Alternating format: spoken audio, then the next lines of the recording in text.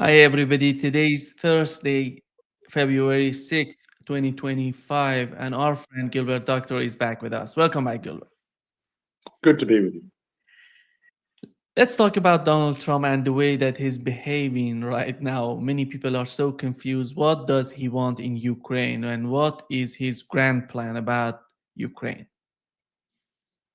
Well, I'd like to just take a step back because many people are confused by everything that Donald Trump has done in the last 2 weeks. They think that he is just a man on a rampage, that he's taking revenge for his successor Biden, and is trying to undo everything that Biden did, whether that makes sense or not. They believe that he's a shallow person. He couldn't possibly think in a comprehensive way to have a program. Those thoughts, which I understand, are so justified because they are disseminated by all major media. And because you look at each of the things that Trump is doing, taken separately, looks a bit strange, and if not just it is bizarre and the work of a madman. However, there's nothing of a madman in Donald Trump. And whether he is the author of the comprehensive program that he is putting in the first 2 weeks in office or not is irrelevant. It is going out over his name and with his full backing. And therefore, it is essential to understand that there is a programmatic approach to dismantling parts of the US government, which must be dismantled by hook, or I'll say it by crook. And the latter point, of course, takes me into opposition with people who are defenders of legality, people who say that the manner that Trump is doing this, what he's doing now, like the allowing Musk to enter the Treasury and to root out various abuses and scams, or still more, allowing him to illegally halt all U.S. aid programs, call the people from abroad back home, and shut the U.S. aid workers out of their offices. That these things are egregious violations of the principle of law. I will address that if you allow me, as our conversation proceeds. But my point is that all of these things, all these strange separate things, like the decree yesterday that bans transgender women from non-biological women from participating in female sports, they have one thing in common. They are trying to dismantle, to drive a stake through the heart of liberalism with a capital L. Now, the audience, much of your audience, given that this is the non-traditional media, that will be surprised or shocked by what I'm saying. But I ask them please to bear with me. Liberalism with a capital L was taken on by a French political philosopher who most of the audience has never heard of. Indeed, there are political philosophers, political thinkers in France, not just Mr. Macron and his clowning around. He is not France. He may be the king for a day, but he's not France. And there are thinkers of great weight, even people who are saying in France things like you and your guests are saying in the States. A man named Emmanuel Todd. Your audience doesn't know him. He's in French. Very little is translated into English. And he had an interview on Figaro a couple of weeks ago, which was posted on video. Within 4 days, 750,000 people saw it. This is a kind of audience that John Mearsheimer has in the States. And this is France. France was just busy demonstrating against the 2-year raise in the pension age and things like that, but trivial things compared to world peace. Well, Emmanuel Todd has plugged into a multi-million audience in France that is concerned about the state of global relations and whether or not there's going to be a new world war. So this same France produced a political philosopher who was close to my age, I guess, maybe he's older, a man named Alain de Benoit, who produced a book about 5 years ago called anti-liberalism. The society is not a marketplace. And the book sets out in a series of essays. Many of these essays are only addressed to professional philosophers, and they take in the names of thinkers in European past, which the vast audience doesn't know and doesn't need to know. But there are several essays which are perfectly lucid and clear to any ordinary person.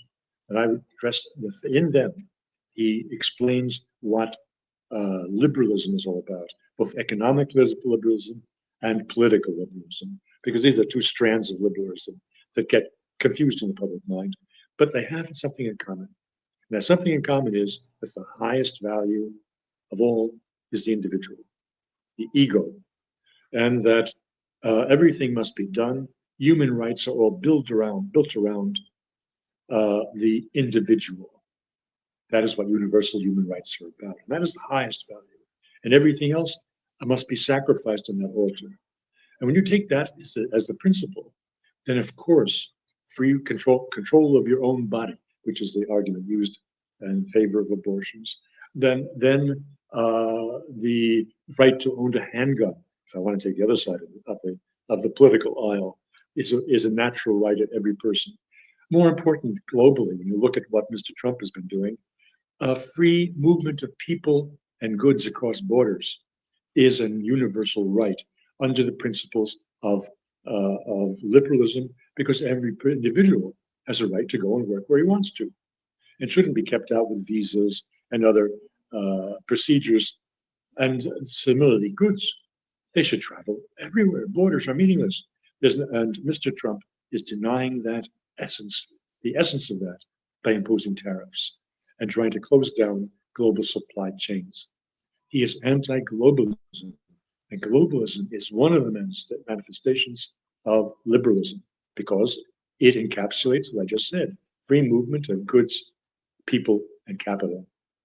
So what looks like disparate actions by Mr. Trump, which can be criticized, taken individually, like the tariffs, do they make sense? How are they in effect inflation? Will they really reindustrialize America? All of these issues that our media and I think the broad public discusses are irrelevant. That's not why Trump is doing it. He's doing it to go to the jugular of the liberal world order, which liberal world order has given us 30 years of unrelenting warfare in which the United States has killed millions of people and paid no price and no accountability.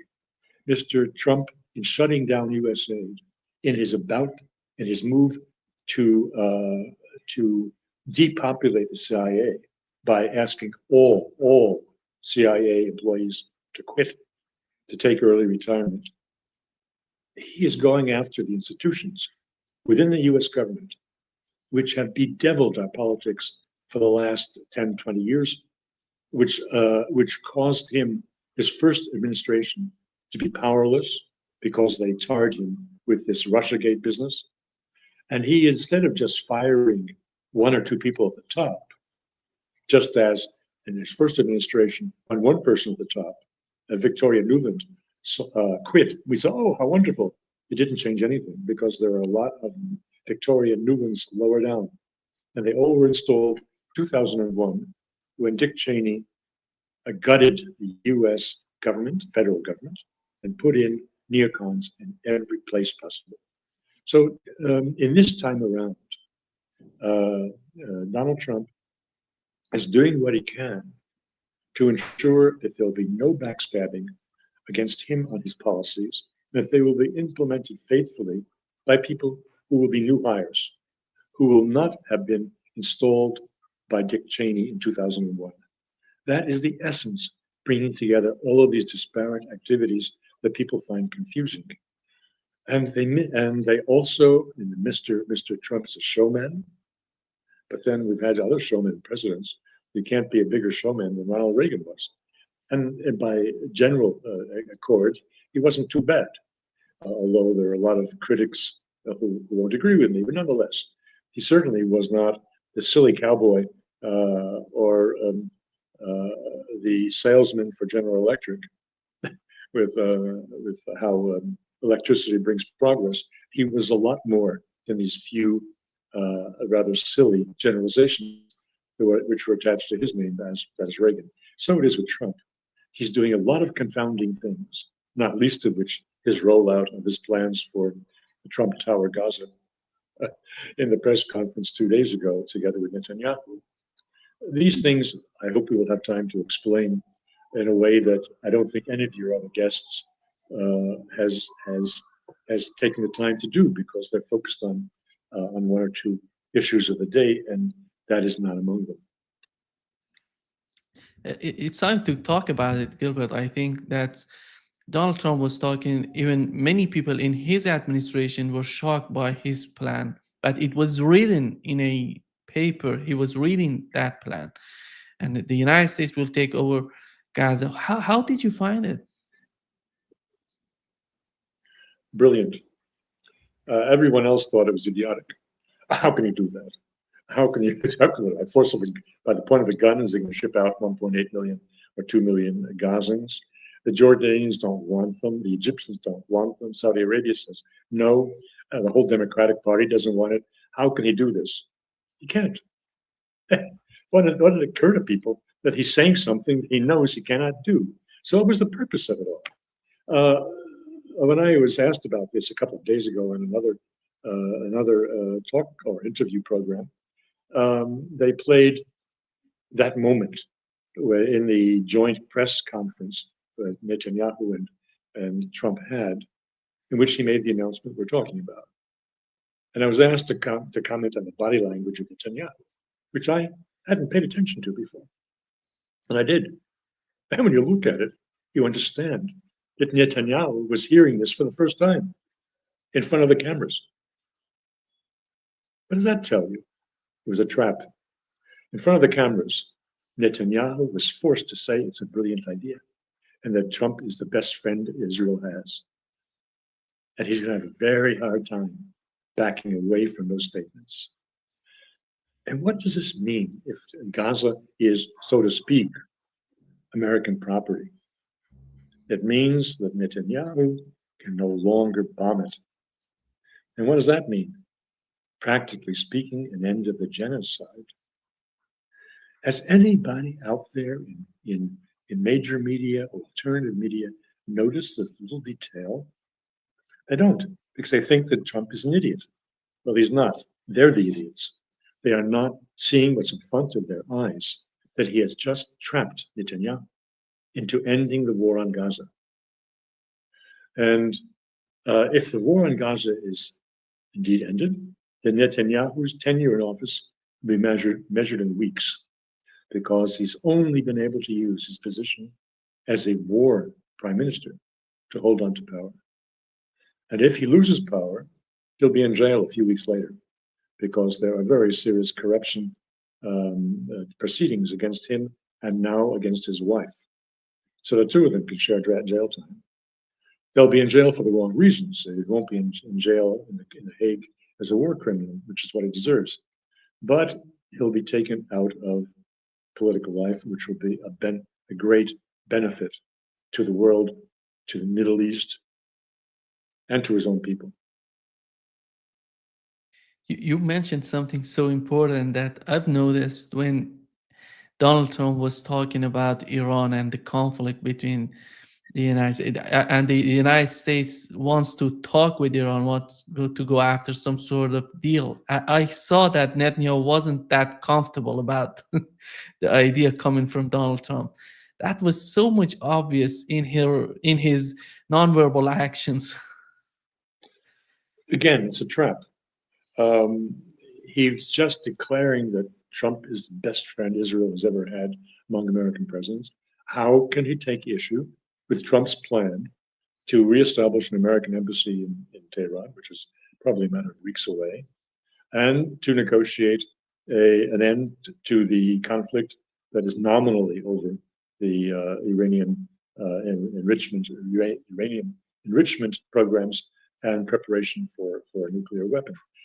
If they agree on that, and I think it's a certainty, not a possibility, but a certainty, then the whole situation in the Middle East changes dramatically against people like Netanyahu. And why do I say it's a certainty? Because I go back several weeks to what Iran concluded with Russia as their so-called comprehensive comprehensive cooperation treaty, which had no mutual defense provisions. The only provisions they had, quite strangely, were that they would not attack one another. They would not join any other country that is subverting or militarily attacking or imposing sanctions, trade sanctions, on the other country. And not a word of this. There will be military cooperation. They will have joint military exercises, which they've had all along. That's not a new development. And there probably will be some exchange of military supplies, deliveries coming, though it's not specified, and that will be discussed in the future, but no mutual defense requirement. If Israel, with the United States, were to attack Iran, Russia is under no obligation whatsoever to support Iran. Now, why would the Iranians have done that? Only because they have an IOU from Trump in their pocket. And do you think that we were talking about Iran and the new president of Iran right now? How do they feel about the new president of Iran in Russia?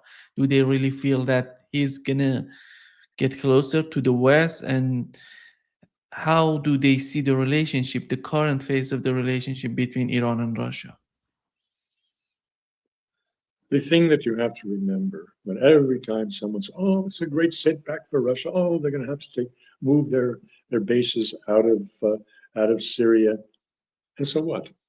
It's a big country with a lot of friends everywhere, and if they have a setback here, they'll make a gain somewhere else, and they take these things in their stride. So the question of Iran restoring relations with the United States is not a negative for Russia. I think they would like to have a prosperous Russia, a prosperous Iran to the south, an Iran that is not supporting terrorist organizations anywhere. It's in their interest to see terror suppressed, not encouraged. And they have used, together with the Chinese, they have used the entry and membership of Iran in the Shanghai Cooperation Organization, in BRICS, as a way of stabilizing Iran, giving Iran the confidence of having big and powerful friends and not being alone, isolated, a pariah nation, which is what the United States has tried to do to Iran ever since 1980. So if they end the sanctions on the Iranian economy, frankly, it will be a plus for Russia. They will have more money available to implement the major infrastructure projects that they share, including this north-south route, which will be very important to Russia and to Kazakhstan and other neighboring countries, since they will also access this north-south route, which will be a seamless, multimodal transport system, mostly rail, but not only, also naval vessels, that greatly speeds up and increases the capacity of shipments from Russia down to India. The last section of this, of course, is by sea from port in the south of Iran. It will be a big help for the Russian economy if this is realized. And that is part of the comprehensive agreement, which will not be undone by anything the Americans try to negotiate with Iran. Therefore, I don't think that this possibility of the new Iranian president making an outreach and successful outreach to the West is a matter of concern for the Kremlin. And the conflict in Ukraine right now, as the Keith Kellogg, he's going to present his plan in the Munich Security Conference next week. What do we know about that? And are they going to consider the main concerns, the main reasons that Russia went to war in Ukraine? Well, Keith Kellogg is not one of the brighter lights in the room, nor is he acting independently. For that matter, I mean, what people tend to miss. It was so important that Rubio get appointed, and what does this mean? And is he going to be bring his very anti-Trump values to bear in the State Department? It's utterly meaningless because the room for maneuver, the room for his personal execution of things in American foreign policy is very circumscribed by Mr. Trump through his emissaries, who are assigned to negotiate and to pursue the most important foreign policy initiatives in Trump's agenda. Kellogg is one of them, and it's not because he's a genius. It's simply, I think that Trump understood that taking a man who's basically uh, anti-Russian and is welcomed by the overwhelming anti-Russian majority, the uniparty in Congress, will make it easier for him to get through what he wants to get done, because Kellogg is not a free man. He is a hired hand of Trump to do Trump's bidding. Now, as to what you just said, the peace plan that he's going to present, perhaps at this February gathering, the Munich annual Munich Security Conference, um, it's only part of the picture. I was very interested to see on Russian news yesterday um, that Dmitry Peskov, the spokesman for the president's office of Russia, was saying that there are many strands of communications now open with the United States. That is by itself a very important break with the last 4 years under President Biden. It is a big comfort to those of us who would like to see some modicum of understanding rather than this brick wall that the Biden administration put up to keep Russia out and Russia silenced, and not to listen to what those people on the other side of the wall are saying. So that brick wall has just crumbled, and they are talking. And I assure you, they're not talking about just about the particulars of a truce, which is what Mr. General Kellogg will be discussing, and they're discussing more than the elections that Kellogg has just recently said should be held to put in a legal parliament and a legal, as new Rada, and a new president to replace Zelensky. It's understood replaced because elections automatically mean the guy's out. He doesn't have more than 10% support in polling. Um, this is a new element which came from the Russians. So of course, the Trump people are listening to Mr. Putin and his demands. The timing, what comes first, what kind of compromise or gestures Putin will make to let Trump look good. He's going on very delicate subjects. He's walking on eggs, Mr. Trump is, and he cannot look as if he is giving up everything and Putin is giving up nothing. No, of course, there has to be some, at least superficial exchange that gives Trump strength at home, but does not sacrifice vital interests of Russia. And I think the timing when the ceasefire comes in, what the relation in timing to the ceasefire and the elections in Ukraine will be. And that's only part of the story. I don't think the Russians would begin to deal with Trump if he were not also talking with them about, as you said at the start of this discussion, about what brought them into the war altogether. That was the demand. It was an ultimatum from December 15th, I think, was the date of issuance by Russia by Deputy Minister Ryabkov, demand that NATO and the United States enter into serious negotiations to roll back the personnel and the installations of NATO from countries that were either Soviet republics, as the Baltics, or members of the Warsaw Pact that were brought into NATO after 1997. Nobody said that NATO has to be disbanded. Nobody said that they should be that their membership in NATO should be revoked. But there should be no personnel from Europe, Western Europe, no installations, military installations with revolving or temporary assignment people, which would essentially mean a permanent presence of Germany, for example, in the Baltics. All of that should be disbanded. They should be sent home. And I can also imagine that the Russians are insisting that there be an agreement on the intermediate range missiles. These are supposed to be installed by the United States and Germany in 25, 26. I would expect the Russians demand that that be suspended and revoked, and for which, in return, they will suspend the stationing of their own Areshnik and other Kinjal and other intermediate range missiles that otherwise would be presented in forward positions in Belarus and in Kaliningrad, that will be overturned.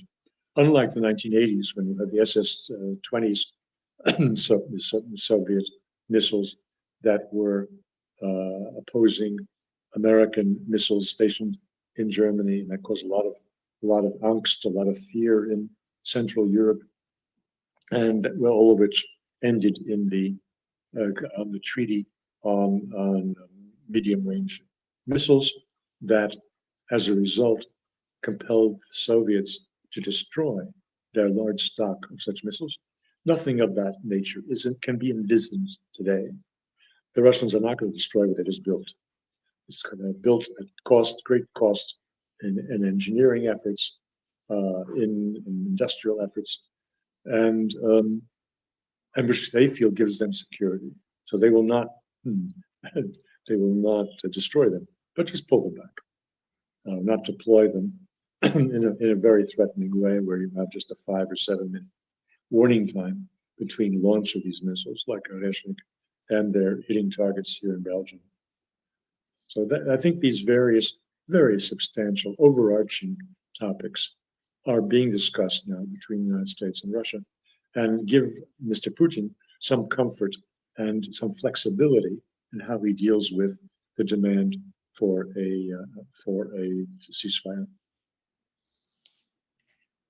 I think many of us are surprised by Donald Trump's attitude that he didn't call Vladimir Putin so far. He didn't try to talk with him directly. And who's or what's avoiding him from doing that? I think that the longer he waits, the more probable it is that the Russians will essentially solve the Ukrainian problem on the ground. The Ukrainian armies are crumbling on the front. They cannot maintain all points on the front. They are being rolled back. They do not have defensive positions to fall back into. And so post haste, they try to protect themselves against the advancing Russian army. And they keep on falling back, and they'll fall back to the Dnieper. I think that Trump would reasonably wait for the Russians to reach the Dnieper before he has a big discussion with Putin. What are they going to talk about now? The Russians are winning, and why would they stop winning? But they don't want to take the whole of Ukraine. That is absolutely clear. It was from the beginning. And so Trump can be reasonably confident that what's left of Ukraine will be somehow viable and can be the subject of an eventual treaty between Russia and the new Ukrainian state that the United States can subscribe to as one of many guarantors. Gilbert, you mentioned about the arms control. And do you think that there is a possibility of the United States, Russia, and China getting together and finding a new way of putting an end to this increasing level of, I don't know, bombs and everything and missiles? And how can they deal? We know that Donald Trump withdrew from the INF treaty because he was in those days he was arguing that China is not part of the deal. That's why it's not fair for us. How about now? Are they gonna capable to do that together? I think it's all the more necessary, all the more timely, and it is more likely that China will respond positively today than it did back then. The Chinese are under very big American pressure, commercial, military pressure. They are not yet ready to take on the United States Navy, even if they have more ships.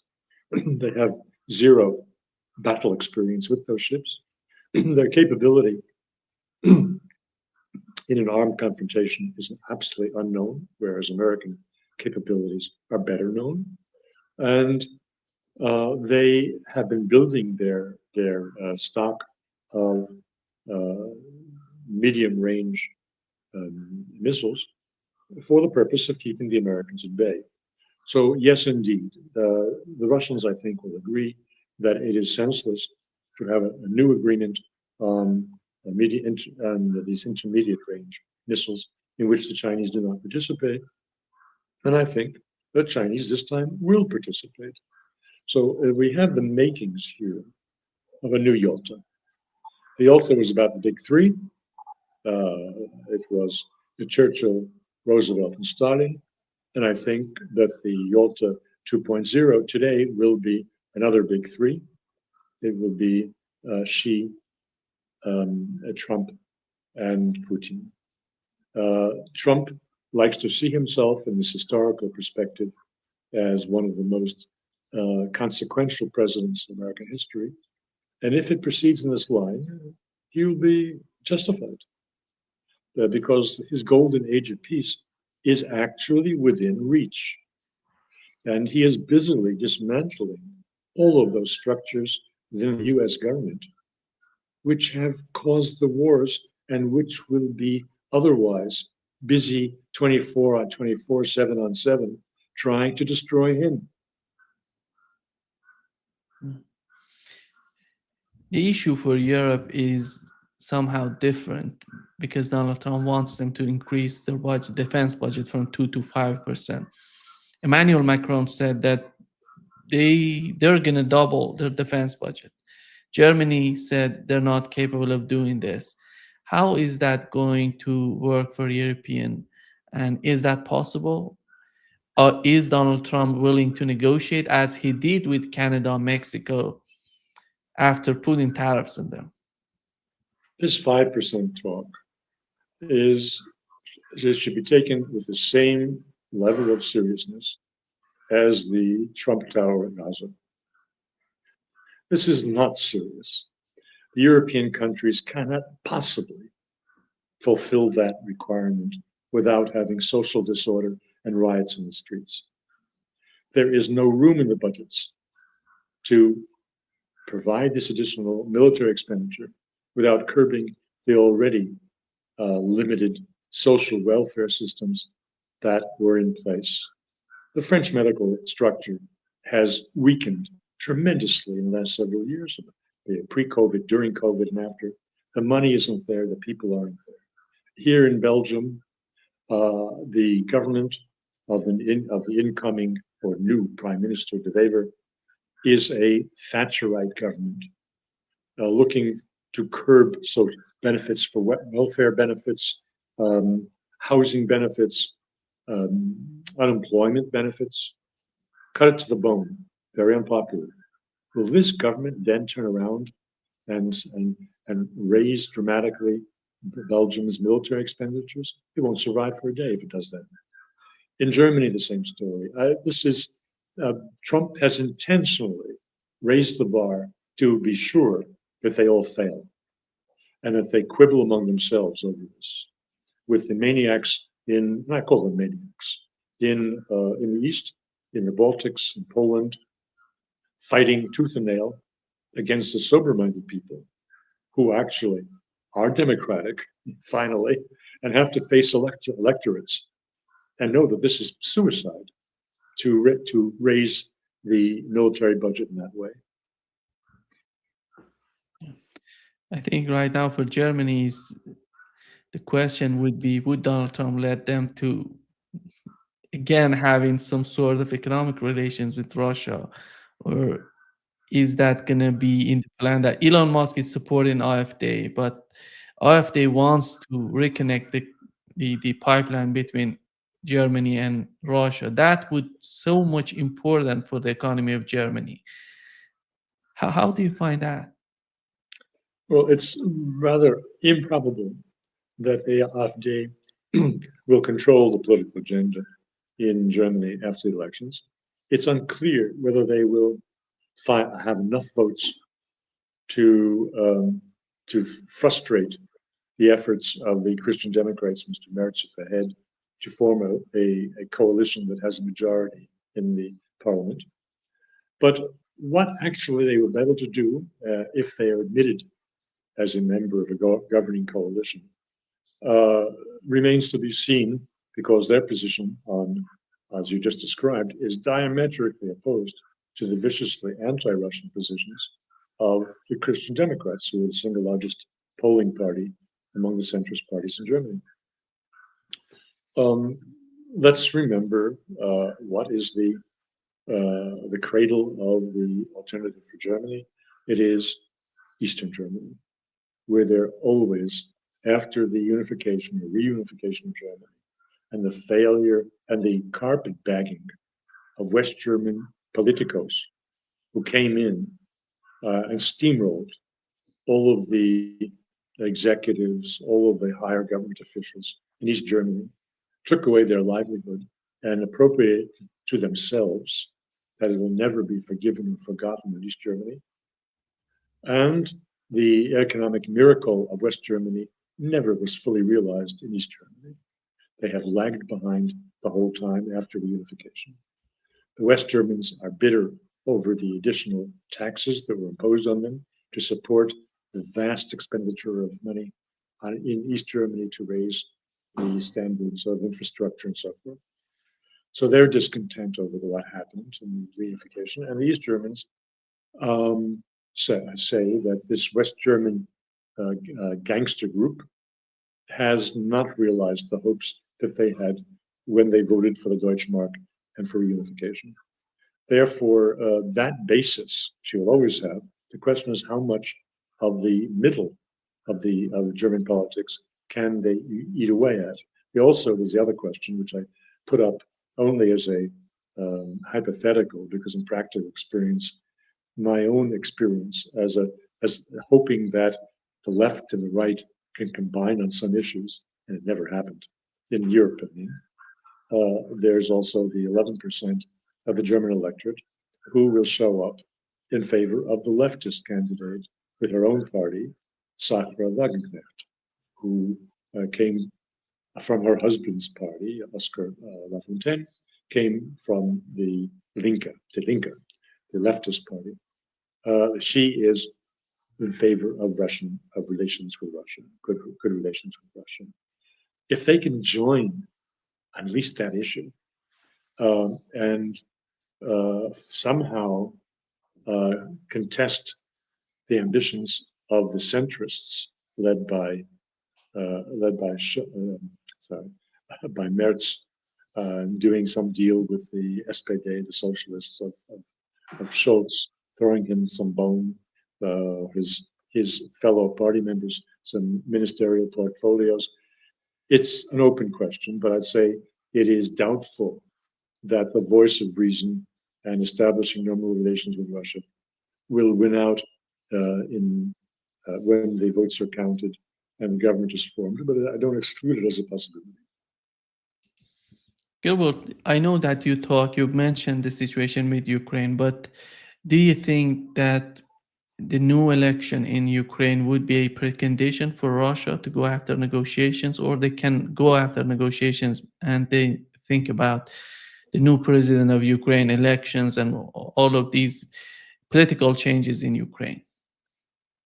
I think the second version that you had, and there's a number of reasons for it. One, simply, oh, why refuse Trump his moment of glory? Why? No, there's no reason to deprive him of that. by imposing rather stiff-necked conditions. First, the Ukrainians actually withdraw from all of Donetsk. This is a tough one. There's a second reason.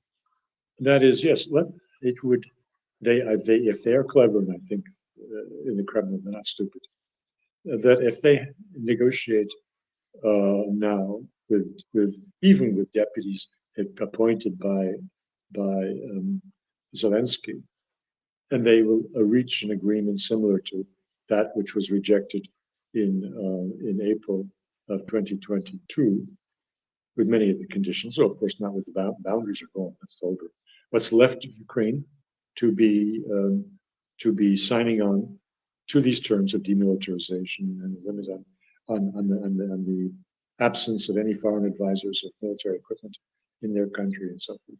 If they proceed to prepare such a document for signing, the existence of that document and the terms of that document could be a big influence on the outcome of the elections in a positive sense, because it could demonstrate if there is an end to this war, which is not the total destruction of Ukraine, that sovereignty will exist within more limited boundaries that are closer to having some ethnic or national and linguistic homogeneity than the pre-war boundaries were.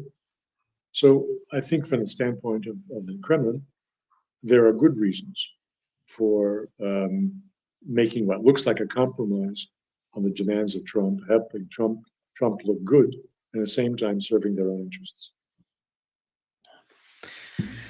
Thank you so much, Gilbert, for being with us today. Great Sure. pleasure as always. Yeah, it was my pleasure, and thank Take you for care. having me. See you Bye-bye. soon. Bye bye.